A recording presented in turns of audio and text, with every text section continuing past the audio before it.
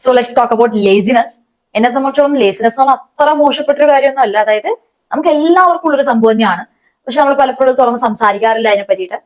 And laziness ഒരു line cross ചെയ്ത് കഴിയുമ്പോഴുള്ള ഒരു കാര്യമാണ് നമ്മൾ ശ്രദ്ധിക്കേണ്ടതായിട്ടുള്ളൂ. അല്ലാത്ത പക്ഷം ഇപ്പൊ നിങ്ങൾ അത്യാവശ്യം നല്ല ലെവലിൽ വർക്ക് ചെയ്യുന്ന ഒരു വ്യക്തിയാണ്, ദിവസങ്ങളോളം, ആഴ്ചകളോളം, മാസങ്ങളോളം, but some time you feel that I'm feeling tired, എനിക്ക് കുറച്ച് റെസ്റ്റ് എടുക്കണം, അല്ലെങ്കിൽ ഇന്നത്തെ ഒരു ദിവസം എനിക്ക് വയ്യ, I am taking my self and of, അതായത് ഇന്ന് എനിക്ക് കുറച്ചുകൂടെ കാര്യങ്ങൾ കുറച്ചുകൂടി ചെയ്യാം, ഇന്ന് ഞാൻ കുറച്ച് നേരം കിടന്ന് ഉറങ്ങാം എന്നുകൊണ്ട് നിങ്ങൾ ത്രൂ ഔട്ട് ദ പ്രൊഡക്റ്റീവ് ഡേയ്സിന്റെ ഇടയിൽ ഒരു ദിവസം തന്നെ എടുക്കുകയാണ്, അല്ലെങ്കിൽ കുറച്ച് നേരം നിങ്ങൾക്ക് വേണ്ടി അതിനെ മാറ്റി വെക്കുകയാണെന്നുണ്ടെങ്കിൽ നിങ്ങൾക്ക് ഒരിക്കലും റിഗ്രറ്റ് തോന്നേണ്ട ആവശ്യമില്ല. അയ്യോ ഞാൻ ഭയങ്കര മടിയാണോ എന്ന ലെവലിലൊന്നും തോന്നേണ്ട ഒരു ആവശ്യമില്ല. It's very very common. Okay, ഇതൊരു ലൈൻ കടന്ന്, അതായത് ദിവസങ്ങളോളം നിങ്ങൾക്ക് വയ്യ, പിന്നെ അത് മാസങ്ങളായി, പിന്നെ അതിങ്ങനെ പോയിക്കൊണ്ടിരിക്കുവാണ്, ഒന്നും ചെയ്യാൻ നിങ്ങൾക്ക് ഒരു ഇതില്ല, നിങ്ങളുടെ ഗോളിന്റെ അടുത്തോട്ടോ ഡ്രീംസിന്റെ അടുത്തോട്ടോ ഒന്നിലോട്ട് നിങ്ങൾ പ്രൊഡക്റ്റീവായിട്ട് പോകുന്നേ ഇല്ല. അങ്ങനെ കൺസിസ്റ്റന്റ് ആയിട്ട് ഇങ്ങനെ ലേസിനെസ് തുടരെ പോവുകയാണെന്നുണ്ടെങ്കിൽ അപ്പോഴാണ് നമ്മൾ ഇതിനെ പ്രോപ്പർ ആയിട്ട് ടേക്ക് കെയർ ചെയ്യേണ്ടത്. അതായത് ചെറുതൊക്കെ ഓക്കെയാണ്. അപ്പൊ എനിക്ക് പറയാനുള്ളത് ഒരുപാട് റിഗ്രറ്റ് തോന്നേണ്ട ആവശ്യമില്ല. It's common. Take your time. ഒരു ദിവസമോ 2 ദിവസമോ അല്ലെങ്കിൽ കുറച്ച് 2-3 മണിക്കൂറോ നിങ്ങൾക്ക് വേണ്ടി സ്പെൻഡ് ചെയ്തുകൊണ്ടോ, അല്ലെങ്കിൽ നമ്മൾ കുറച്ച് നേരം വെറുതെ ഇരുന്നുകൊണ്ടോ, അതൊന്നും ലേസിനെസ് എന്ന് പറഞ്ഞിട്ട് അതിനെ പേര് കൊടുക്കാൻ പറ്റത്തില്ല. It's very important. ആ ഒരു പെർട്ടിക്കുലർ ടൈം നമ്മൾ കുറച്ച് ബ്രേക്ക് എടുക്കണം. ചിലപ്പോൾ ഇമ്പോർട്ടന്റ് ആയിരിക്കും ടു എനർജൈസ് അവർ സെൽഫ്, കുറച്ചും കൂടി നമ്മുടെ ചാർജ് ഇൻക്രീസ് ചെയ്യാനായിട്ടൊക്കെ അത് ഇമ്പോർട്ടന്റ് ആണ്. അല്ലാത്ത പക്ഷമുള്ള ഈ കോൺസ്റ്റന്റ് പീരീഡിലോട്ടുള്ള ഈ ഒരു കൈൻഡ് ഓഫ് ഒരു മടിയും ഒന്നും ചെയ്യാൻ തോന്നാത്തതും, അല്ലെങ്കിൽ എന്താ പറയാ, നമ്മുടെ ഡ്രീംസിന് വേണ്ടി ഗോൾസിന് വേണ്ടി വർക്ക് ചെയ്യാൻ തോന്നാത്ത സിറ്റുവേഷൻ നിങ്ങൾ കംപ്ലീറ്റ് ആയിട്ട് സ്റ്റക്കായി നിൽക്കാന്ന് വിചാരിച്ചോളാം. അവിടെ നിന്ന് അതാണ് ആക്ച്വൽ ലേസിനെസ്. അപ്പൊ അത് നമുക്ക് ഇങ്ങനെ ഓവർകം ചെയ്യാന്ന് വെച്ച് കഴിഞ്ഞാൽ ഞാൻ ഒരു 3 പോയിന്റ് നോട്ട് ഡൗൺ ചെയ്തിട്ടുണ്ട്.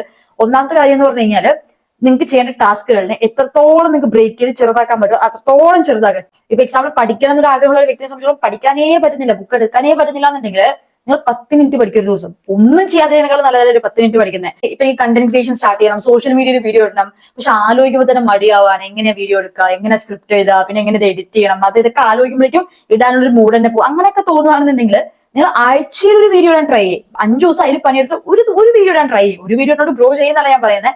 അങ്ങനെ മെല്ലെ ടാസ്ക് എത്രത്തോളം ചെറുതാക്കി വെക്കാൻ പറ്റുന്നു, എത്രത്തോളം ഈസി ആയിട്ട് നിങ്ങൾക്ക് തോന്നുന്നോ അത്രയും നിങ്ങൾക്ക് അത് ചെയ്യാനുള്ള ചാൻസ് കൂടും. അപ്പൊ അത് കൺസിസ്റ്റന്റ് ആയിട്ട് കുറച്ച് കാലത്തോട് ചെയ്യാൻ പറ്റും. അപ്പൊ ഒന്നാമത്തെ കാര്യം ഇതാണ്, നമുക്ക് ചെയ്യേണ്ട കാര്യത്തിന് എത്രത്തോളം തിങ്ങിയാക്കാൻ പറ്റുമോ. ചിലപ്പോൾ അത് നിങ്ങൾക്ക് വലിയ ഗ്രോത്ത് ഒന്നും ചിലപ്പോൾ ഉണ്ടാവില്ല, നിങ്ങൾ കുറെ ലോങ് ടേമിനോട് ചെയ്ത് കഴിഞ്ഞാലും. ബട്ട് സ്റ്റിൽ നിങ്ങൾ ആ ഒരു മടിയ സ്റ്റക്കായി വരുന്ന കുറച്ചും നീങ്ങാൻ പറ്റും. ചെറിയ ടാസ്ക് ആക്കി വെക്കുക. ഒന്നാമത്തെ കാര്യം മിനി ടാസ്ക് ആക്കി വെക്കുക, ചെറുത് as simple as it is.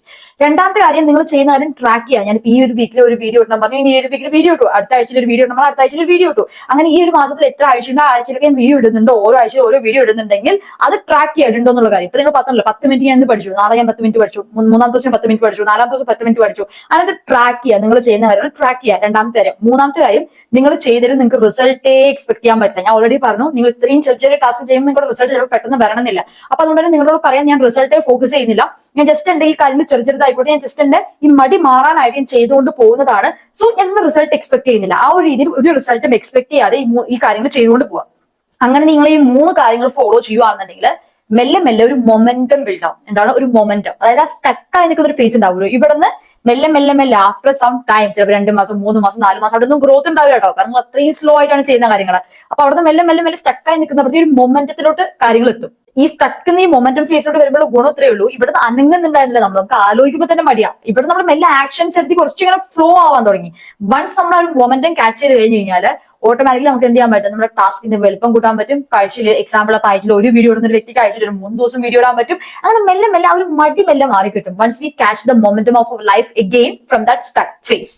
So completely lazy ആയിട്ടുള്ള വ്യക്തിനെ സംബന്ധിച്ചിടത്തോളം ഈ ഒരു 3 കാര്യങ്ങൾ കുറച്ച് ടൈമിൽ ട്രൈ ചെയ്ത് കഴിഞ്ഞാൽ മെല്ലെ നിങ്ങൾക്ക് ചേഞ്ച് വരുന്നത് കാണാൻ പറ്റും.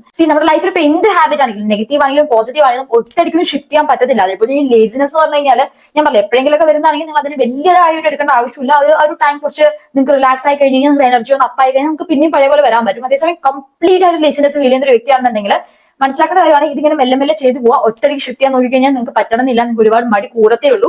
അപ്പൊ ഈ പറഞ്ഞ 3 കാര്യങ്ങൾ ഫോളോ ചെയ്ത് പോയി കഴിഞ്ഞാൽ മെല്ലെ നിങ്ങൾക്ക് ചേഞ്ച് കാണാൻ പറ്റും. So it's all about this video.